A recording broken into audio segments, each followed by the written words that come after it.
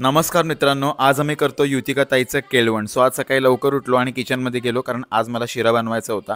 एका पातेल्यामध्ये 3 चमचे साजूक तूप गरम करून त्याच्यामध्ये 100 ग्राम रवा टाकला आणि मिक्स केला. चांगला भाजायचा आहे आपल्याला 5 मिनिटं आणि 1 ग्लास गरम झालेलं पाणी टाकायचं आहे. तुम्ही इकडे दूध पण टाकू शकता, पण मला पाण्यात जास्त आवडतो. मग आपल्याला 2 मिनिटासाठी झाकण ठेवायचं आहे आणि आपला रवा शिजला आहे. मग आपल्याला याच्यामध्ये अर्धी वाटी साखर टाकायची आणि आपल्या आवडीनुसार ड्रायफ्रूट टाकायचे. आवडत असेल तर टाका, नाही तर नका टाकू.